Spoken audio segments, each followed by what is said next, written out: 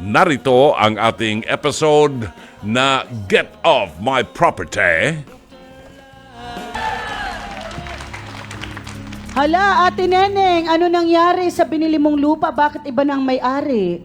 Umuwi kasi ako ng Mindanao, ma'am. Okay. Tapos, pagbalik ko, gusto ko ng titirahan at tapos pagbalik ko, iba na ang may-ari. Bininta na niya ng iba. Nagdugay ka ba sa Mindanao? Taga dito manggod ko ba? Okay, so dugay ka dito? Mga mag-upat katuig 4 years ka na sa Mindanao, Oo. pagbalik mo iba na Wala may-ari.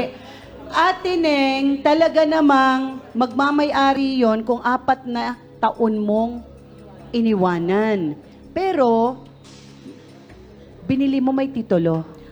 Wala, ma'am. Ano to, rights? Rights lang po. Magkano ang bili mo? 50,000. Mahal din. Mahal din, gano'ng kalaki? 100 square meter.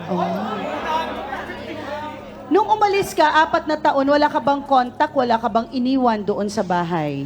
Wala akong iniwan nga contact kasi wala akong cellphone. Nagkasira-sira ang cellphone ko. Okay, Ate Neng, kung ine-expect mo na after 4 years, pagbalik mo, nandiyan pa yung lupa, so ngayon nagkamali ka. Wala na. Wala na yung lupa. Iba na may-ari. Iba na ang may-ari. Ano ba ang kasulatan nyo? Wala po kaming kasuratan, ma'am. Agoy, Ginoo. So, kanang kuan na. Oo, mahirap pala talaga yan. Tiwala lang kasi ako sa salita, ma'am. Okay, ano ang mga pinangako niya sa'yo? Nung Na- umalis ka ba, nagsabi kang paalis ka, pakibantayan yung lupa? Sinabi ko naman, ang sabi niya, okay lang. Akala daw niya sa akin, pagbalik ko ngayong bago nung March, akala daw niya hindi na ako babalik. Nangailangan siya ng pera, bininta na sa iba. Sabi ko, paano na ang pera ko? Pero wala naman akong habol, babalik mo lang ang pera ko sa akin. Wala daw siyang ipera, ibalik sa ngayon. Kailan? Kasi ang hirap niyan, wala kayong kasulatan. 'Di ba? Pero syempre, kailangan na nating makausap ang nagbenta ng lupa sa'yo na ibinenta rin sa iba. Vilma, pasok!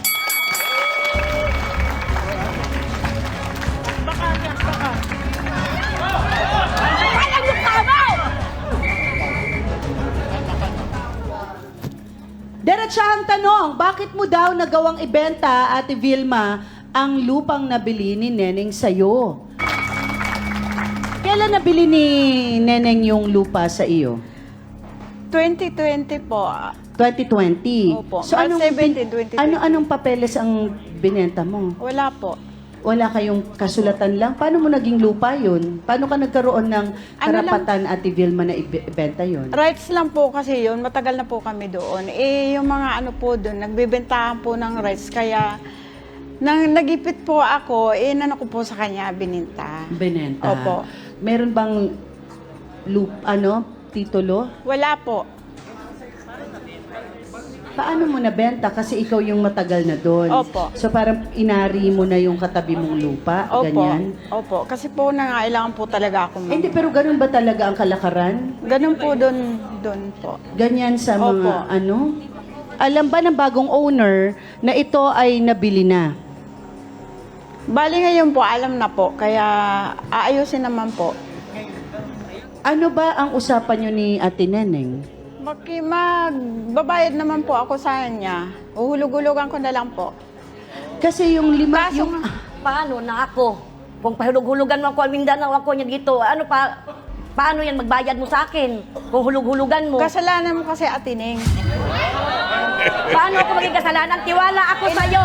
ilang Kasi taon- mga matanda na tayo. Ilang taon po kayo nawala? Tiwalang-tiwala lang ako sa'yo, 4 Ben. na taon po kayong umalis. Kung tao ka nga ikausap, kahit wala ako nakita ilang taon, kung iniisip mo nga ang pera kong nabigay sa'yo, kinain nyo sa mga anak mo, dapat ingatan mo yun. Nagipit ako noon, tapos bigla ka nang wala. Kasalanan mo yun. Pinabayaan mo yung nakatiwangwang ilang taon. Kahit na iniwan ko, kahit 10 taon o 20 taon, buhay pa ako, kailangan iingatan mo kasi iisipin mo, kinain sa pamilya ko to, kailangan hindi ko na lang galawin yan. Hintayin ko mabalik ang nakabili. wala ba kayo naging komunikasyon ni Ate Neng? Wala po. Hindi ka nagtanong kung nasaan siya? Wala po, hindi na po siya napakita. Siniraan niya na po ako. Pagdating niya, siniraan niya na ako, siniraan ko sa lugar namin. Hindi sira yon, kundi tinatanong ako sa mga tao, paano na yung luti mo dyan nabili? Nabinta na ng iba. Oh, Ngayon, ang sabi ko, bakit mo ibininta? Gipit ako sa pera atin, ibalik ko lang sa'yo dahan-dahan. O paano, uuwi ng Mindanao, dahan-dahanin mo ako.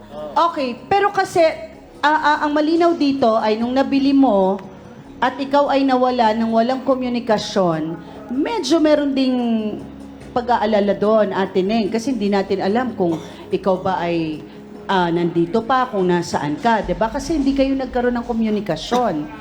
'Di ba? Pero sa tingin ko, kailangan mo munang hinanap 'yon. Ate Vilma, nagulat ka nang biglang sumulpot si Neneng sa bahay niyo. Wala po eh. Bigla po kasi akong nagipit noon eh. Kaya naibenta ko sa iba eh. Kailan mo nabenta to? 2020, March 17.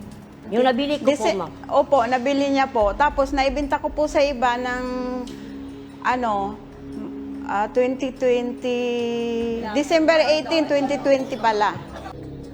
Siya ang naging ahente ng lupa na nasira raw dahil sa ginawa ni Vilma. Richard, pasok.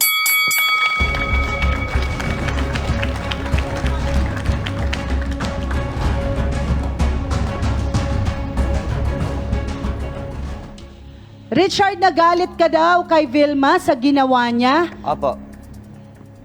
Bakit? Kasi po yung commission ko po hindi niya po binibigay. Eh, kanino ka nang umisyon? Ay, kanino ka nag-ahente? Kay Ate Neneng? Opo. Bali, Ikaw yung kinausap niya ahente, rin niya po buong ako na 50 binigay mo? Opo. Hindi ka- Binigay po ni Ate Neng sa kanya. Okay, tas wala ka nakuha. Opo. Wala siyang nakuha? Wala po siyang binigay. Bakit? Kasi po, nung una po, pareho po kasi kami ng ahente, nagbenta. Tapos yung una po, hindi niya po ako, sinulot niya po ako, kaya gumaganti lang po ako sa ginawa niya sa akin. Ay! So, Richard, sinasabi ni Ate Vilma kaya siya gumante, may sinulot ka daw. Yun po yung sinasabi niya po sa akin. Eh wala naman po ako sinusulot sa kanya kasi siyempre online po kami. Mayroon po kami kinakausap ng mga customer, mga may bibili na lote, rights. Sinasabi naman po namin sa mga client namin Hindi totoo yan. rights lang po yan. Kinakausap po tapos Hindi meron nga akong customer eh. Meron nga akong customer, Hindi yan, kinausap hindi po eh. totoo yan. Hindi ako Ganyan, sisiraan mo po. Oh, di ba? Okay, so ang sinasabi ni Ate Vilma ay may kinakausap ka rin ng mga kliyente. Oo. So, parang nagkakasulutan na nga kayo.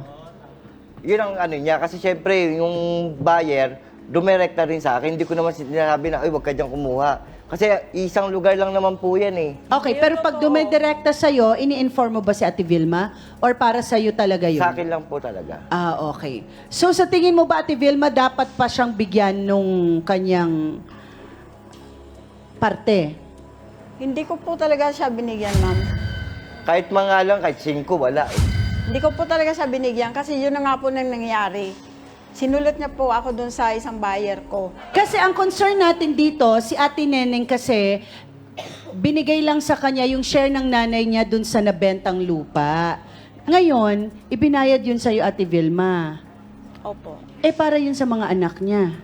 So, hindi ba pwedeng bawiin na lang yung lupa ngayon dun sa pinagbentahan? Magkano mo nabenta yung lupa ngayon? Ganun rin po. 50. 50 din. Opo. Dr. Love, ikaw ulit. Salamat po. Sa Ten Commandments, yung pang-10, you shall not covet. Ano yung covet? Huwag kang mag-interes sa bagay na hindi sa'yo. Yan. Parang pagnanakaw yun eh. No? At itong bagay na ito, Aling Vilma, sorry, ikaw madidiin. Gusto ko mang iligtas ka, pero talagang madidiin ka. Ito ay bunga ng iyong kagagawan. Alam mo kasi, Aling Vilma, na ibinenta mo personal yung lupa dito kay Aling Neneng. Hindi ko rin alam kasi natatakot ako sa ganitong klase ng bentahan. At sa batas natin sa Pilipinas, natatakot ako. Ang solusyon dito, madidinig natin kay attorney. Ang sa akin lang yung moral side of the story. Natatakot ako baka isang araw yung mga lote ko rin biglang mabenta. Dahil ayun ngang walang titulo na ibebenta eh. Di ba? Ang masakit dito, Aling Vilma, tinanggap mo yung 50 mil ni Neneng. Pinakinabangan mo. Kinain ng mga anak mo yung 50 mil. At wala pang isang taon, ibinenta mo na naman kay Myra. Obvious na obvious, masama ang intention mo. Huwag mong sabihin sa akin na magandang intention, masamang intensyon. Wala pang isang taon, binenta mo na.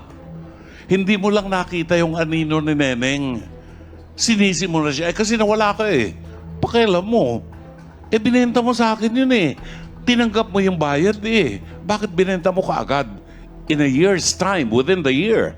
Maging aral sana sa'yo, Vilma, na ang ipakain natin sa pamilya natin, yung pinaghirapan natin. Huwag tayong pumari sa iba dyan na may kapangyarihan. Mangwawalang yan ang iba. Ipakakain mo sa anak mo. And I'm telling you, pag ganyan ang ginawa mo, yung ugali mong yan, mamanahin ng anak mo.